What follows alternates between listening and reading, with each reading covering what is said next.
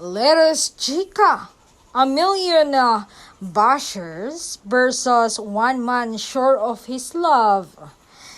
And Donnie always chooses Belle. Sa isang pareha, may namin ni Donnie kung gaano niya kabahal si Belle.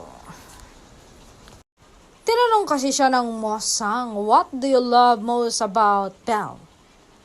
Sabi ng aktor, she gives me a reason to want to be my best. I can explain, but she's one of the only people that really make me want to be better than my shortcomings, my insecurities, my fears.